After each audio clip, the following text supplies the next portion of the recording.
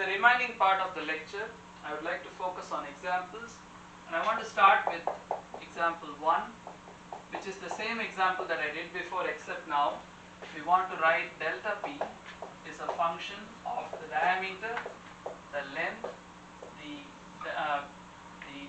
density of the fluid, the viscosity, and the velocity of the fluid.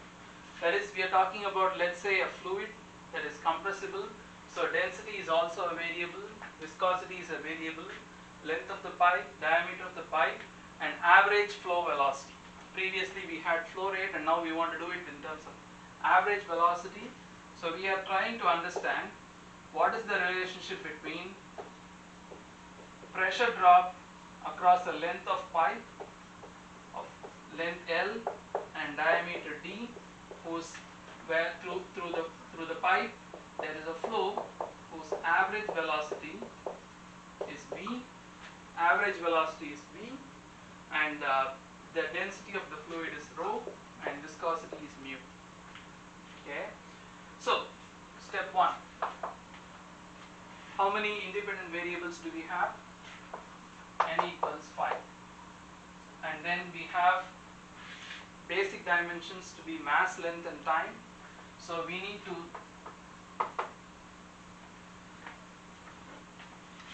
we have independent variables.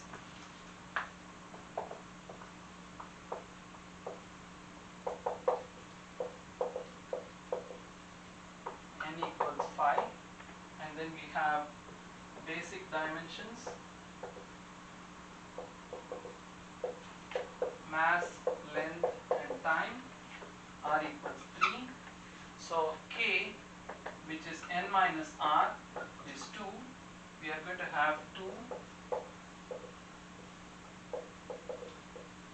dimensionless groups to derive. That is, if we take away 3 from this side, you're going to have 2 remaining quantities, and you're going to derive 2 dimensionless groups. And then you have the right side, which is also going to be reduced. So in the end, we want to write pi naught equals some unknown function g of pi 1 and pi 2. We want to determine what is pi naught, what is pi 1, what is pi 2. That's what we want to determine, and we do know that pi naught, pi 1, pi 2 are dimensionless groups. They are dimensionless groups. Okay, so that's step 1, stating what is needed. Okay,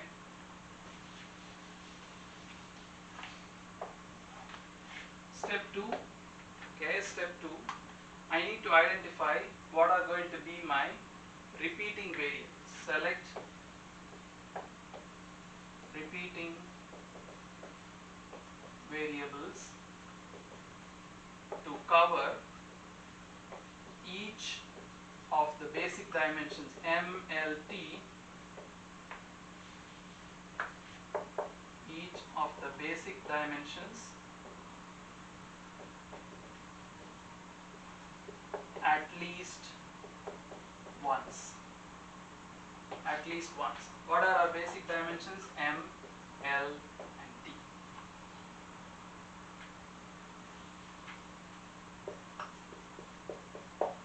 M, L, and T at least once. Okay, so let me select diameter. The choice is arbitrary. You can choose length also. So if I choose diameter as my first variable, okay, and then if I look at density, density has, what is density? Density is mass per, so if I write diameter, its dimension is length. If I take density, its dimension is ml to the minus third. So length is covered, mass is covered. And if I take velocity, velocity is length time to the minus 1.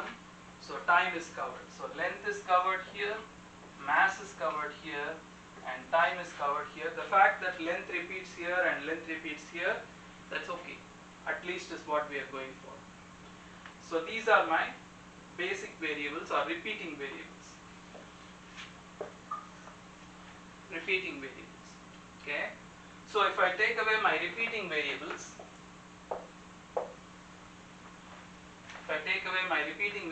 I have what is remaining is length and viscosity, which are going to become phi 1 is going to be the non-dimensionalization of length. Now this length is length, the variable. This length is the dimension L. Okay, this is d, the diameter. Now I can simply write phi 1, which should be unitless, is length divided by diameter, because if I involve the mass and time, there is no way that they can all be multiplied together to give me a length. Okay, so I'm just going to write phi 1 is L over T, and then phi 2 is viscosity. Now I'm going to apply the method, which is I'll write divided by d power a rho power b and then v power c. This is the method. Just assume some ABC and write this mu divided by d power a rho power b and v power c is dimensionless. So phi 2 is dimensionless, which implies, what does it imply?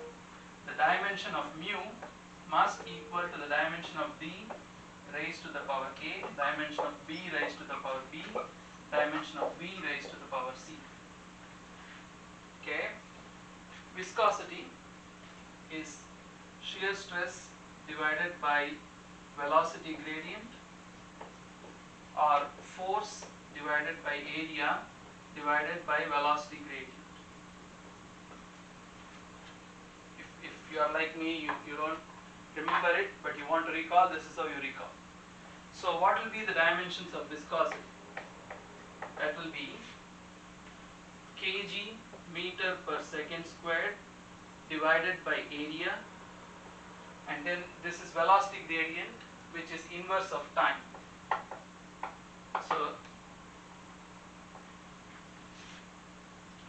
So that will be mass length to the -1 time to the -1. Okay, mass length to the -1 time to the -1.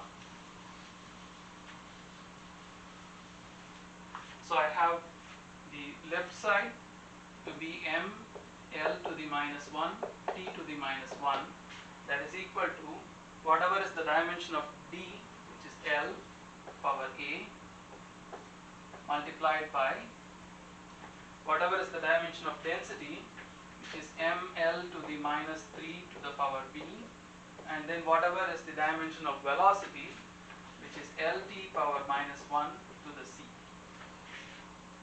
Okay, or this is like writing ml to the -1 t power -1 is m power b l a minus 3b plus c, and then times time to the -c. You just have to compare the exponent on both sides to figure out what is a, b and c. If you look at t, -1 is -c, so c equals 1. Simple. And then if you look at m, b equals 1. And if you look at L, a minus 3b plus c equals -1.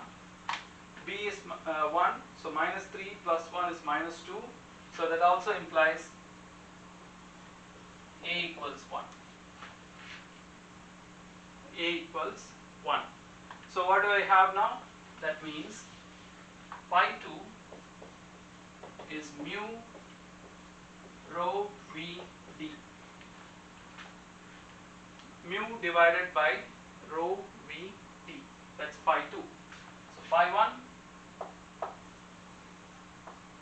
and phi 2.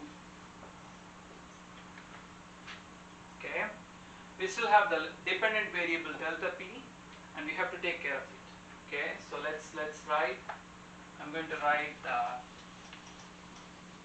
this is equal to G pi 1, which is L divided by D, and pi 2, which is mu divided by rho Vd.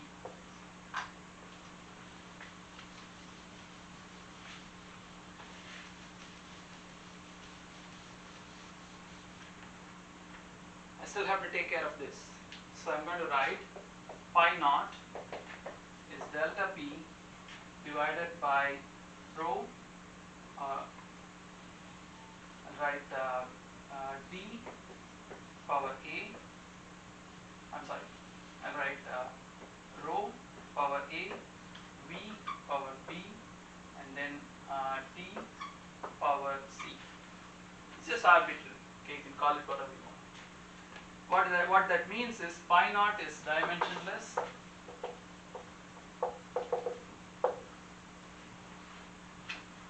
Okay, so that means the dimension of delta P must equal to the dimension of density power A, dimension of velocity power B, dimension of diameter power C. What is the dimension of pressure, force per area? M L power minus 1 T to the minus 2 is equal to ml to the minus 3 power A, LT power minus 1 to the B, and then L power C. So you compare, this is M A L minus 3A plus B plus C, and T to the minus B.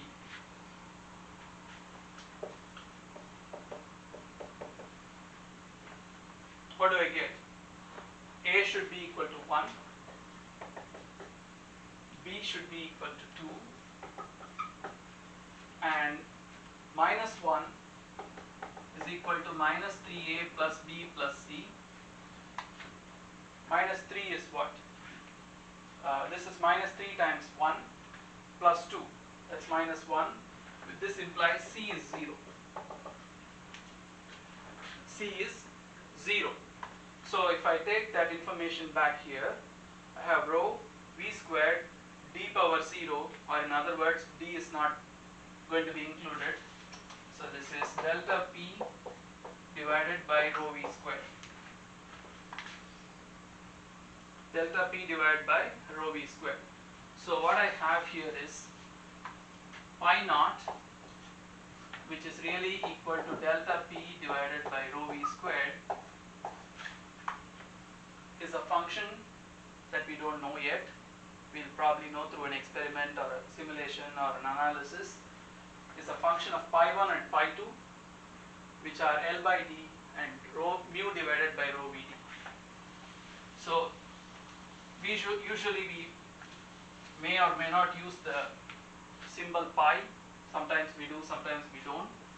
We like to write delta P divided by rho V squared is a function of L by D, and mu divided by rho Vd. This is one way of writing the equation delta P depends on L, D, mu, rho and V. So from 5 variables, you are down to 2 variables here. That's the power of dimensional analysis. Okay. This mu divided by rho Vd over mu, as we will see later, is called the Reynolds number.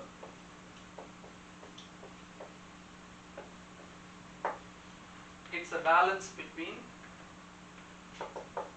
inertia to viscosity, the effect of inertia to viscosity. We'll see how it is related to inertia and viscosity of the fluid later, but right now you should just know rho Vd over mu is called the famous Reynolds number.